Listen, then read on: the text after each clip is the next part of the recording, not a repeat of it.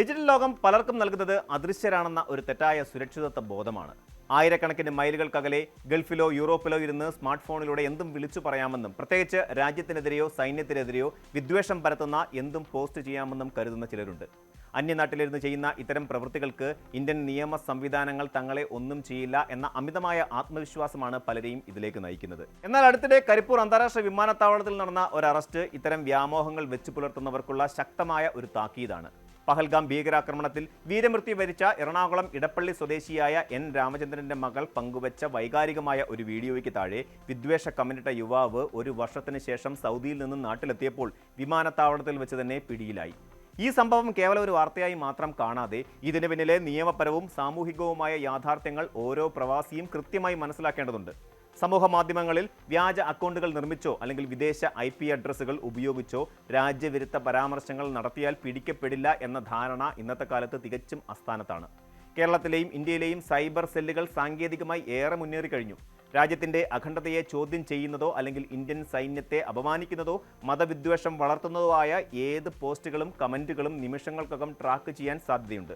ഇത്തരം സംഭവങ്ങളിൽ പരാതികൾ ലഭിച്ചാൽ അന്വേഷണ ഏജൻസികൾ ഉടൻ തന്നെ എമിഗ്രേഷൻ വിഭാഗവുമായി ബന്ധപ്പെടുകയും ലുക്കൌട്ട് സർക്കുലറുകൾ പുറപ്പെടുവിക്കുകയും ചെയ്യും. ഇതിനർത്ഥം വർഷങ്ങൾക്ക് ശേഷം പ്രതി ഇന്ത്യൻ മണ്ണിൽ കാലുകുത്തി പാസ്പോർട്ട് പരിശോധനയ്ക്കായി നൽകുമ്പോൾ തന്നെ സിസ്റ്റം അവരെ തിരിച്ചറിയുകയും അവിടെ വെച്ച് തന്നെ അറസ്റ്റ് ചെയ്യപ്പെടുകയും ചെയ്യും എന്നതാണ്. കരിപ്പൂർ വിമാനത്താവളത്തിൽ സംഭവിച്ചതും കൃത്യമായി ഇതുതന്നെയാണ്. ഇത്തരം കേസുകളിൽ ഉൾപ്പെടുന്നതിൻ്റെ പ്രത്യാഘാതങ്ങൾ ഒരു പോലീസ് അറസ്റ്റിൽ മാത്രം ഒതുങ്ങുന്നില്ല എന്നതാണ് മറ്റൊരു പ്രധാന വസ്തുത. രാജ്യദ്രോഹം, മതസ്പർദ്ധ വളർത്തൽ തുടങ്ങിയ ഗൗരവമേറിയ വകുപ്പുകൾ ചുമത്തപ്പെടുന്നതോടെ ഒരു വ്യക്തിയുടെ ഭാവിയാണ് പൂർണ്ണമായും ഇരുളടയുന്നത്. പാസ്പോർട്ട് കണ്ടുകെട്ടപ്പെടാനും വർഷങ്ങളോളം കോടതി കയറി ഇറങ്ങാനും ഇത് കാരണമാകും. ഇതോടെ വിദേശത്തെ ജോലി നഷ്ടപ്പെടുന്നതിനോടൊപ്പം കുടുംബത്തിന്റെ ഏക വരുമാന മാർഗവും അടയുന്നു. ഗൾഫ് രാജ്യങ്ങൾ ഉൾപ്പെടെയുള്ള മിക്ക വിദേശ രാജ്യങ്ങളും സൈബർ കുറ്റകൃത്യങ്ങൾക്കും വിദ്വേഷ പ്രചാരണങ്ങൾക്കുമെതിരെ കർശനമായ സീറോ ടോളറൻസ് നയമാണ് പിന്തുടരുന്നത്. തങ്ങളുടെ രാജ്യത്ത് ജോലി ചെയ്യുന്ന ഒരു വിദേശി ഇത്തരം തീവ്രവാദ സ്വഭാവമുള്ളതോ രാജ്യവിരുദ്ധമായതോ ആയ പ്രവർത്തനങ്ങളിൽ ഏർപ്പെടുന്നു എന്ന് ശ്രദ്ധയിൽപ്പെട്ടാൽ ജോലിയിൽ നിന്നുള്ള പിരിച്ചുവിടലിലേക്കും നാടുകടത്തലിലേക്കും അത് കാരണമാകും. സ്ക്രീനിന് പിന്നിലിരുന്ന് കാണിക്കുന്ന ഈ വ്യാജ ധീരത ഒരുപക്ഷെ വർഷങ്ങളുടെ കഠിനാധ്വാനത്തെയാണ് ഒറ്റ നിമിഷം കൊണ്ട് ഇല്ലാതെയാക്കുന്നത്.